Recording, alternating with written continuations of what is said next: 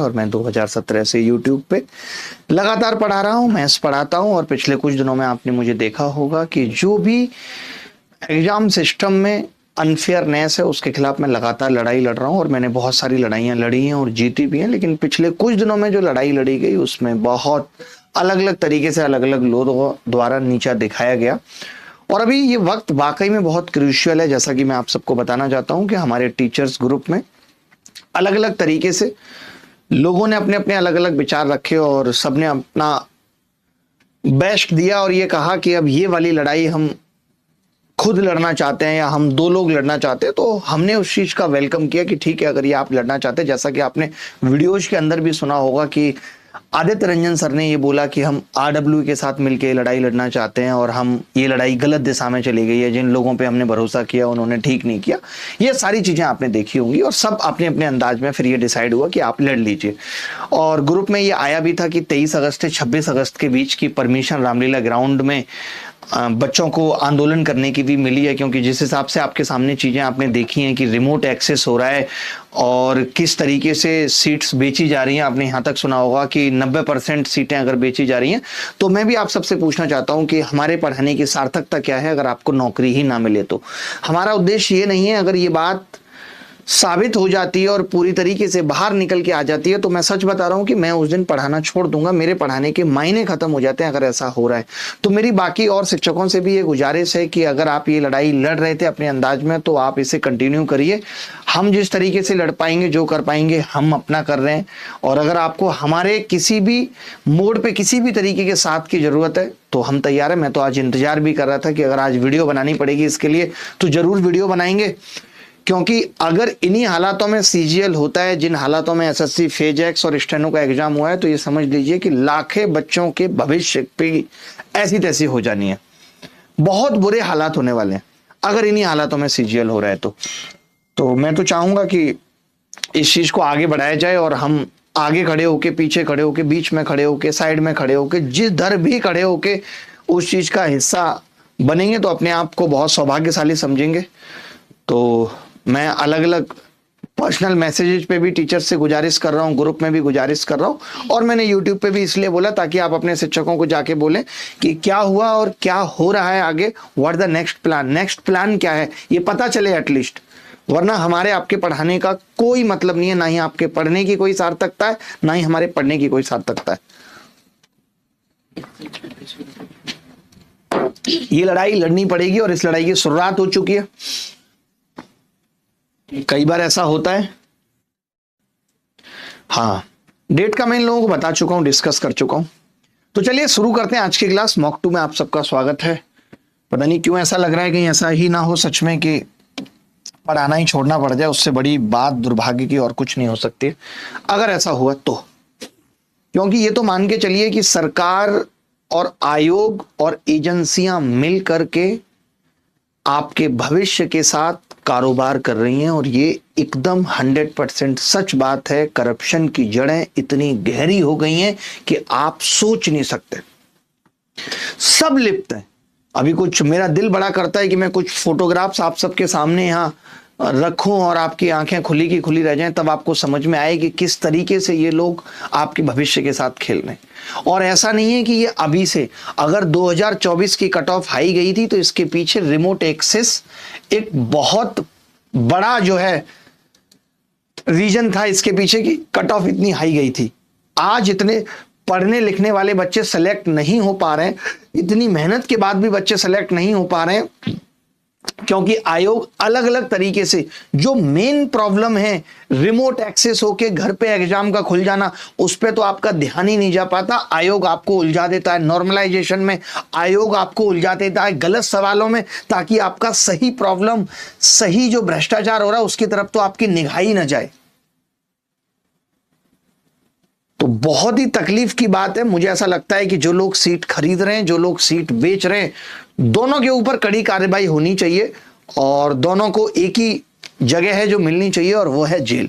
जब तक ऐसा नहीं होगा, लोगों के अंदर डर नहीं बैठेगा, तब तक ये सब चीजें होती रहेंगी। इससे अच्छा तो वो ऑफलाइन वाला दौर था कि कम से कम पेपर लीक इनको होता था, इनकी बहन को होता था, इनकी मौसी की लड़की को होता था। आज तो रिमोट एक्सेस इतने सस्ते पैसों पे बांटा जा रहा है जिसकी कोई सीमा नहीं है। तो बहुत दुख है, मुझे भी ये चीज का बहुत दुख है।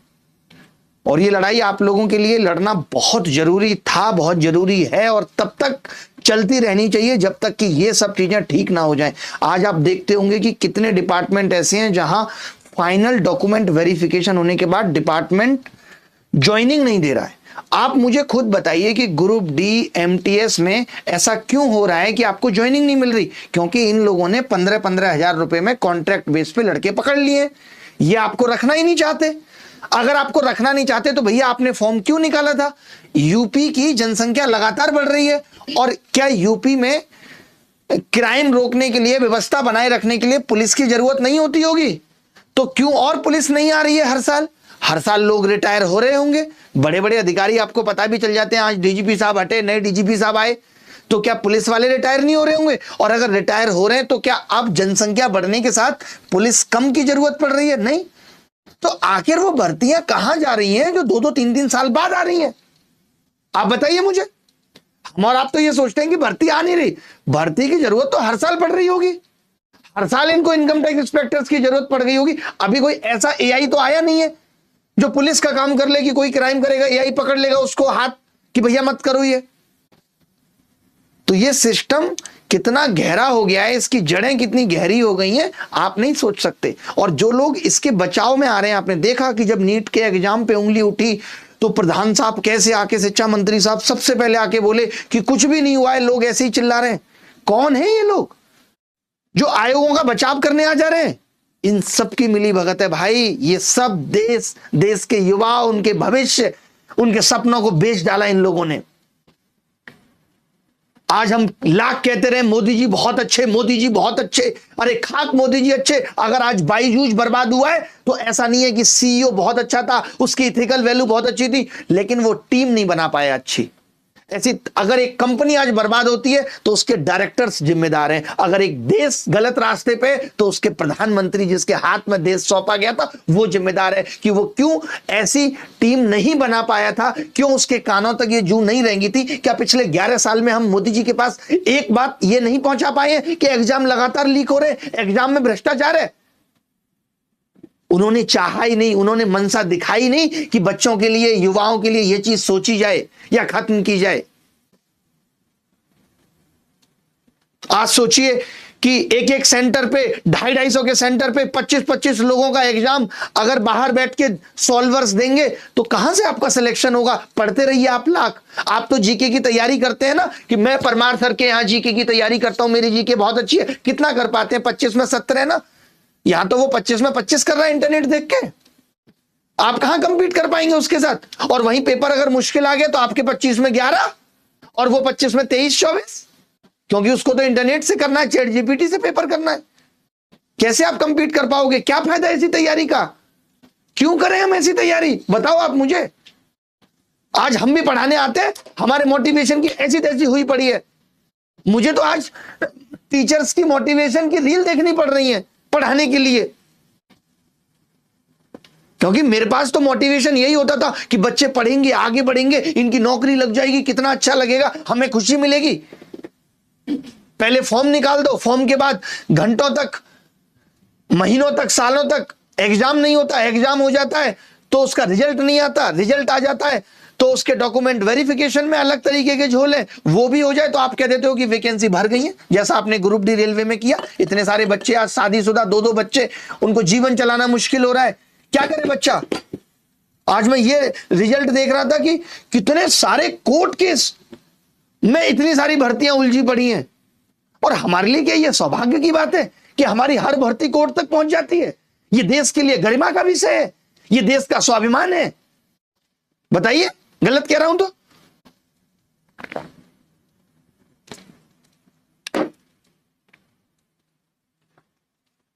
मन करता है कि इनको उखाड़ के फेंक दो यार, इतना बर्बाद कर दिया सब।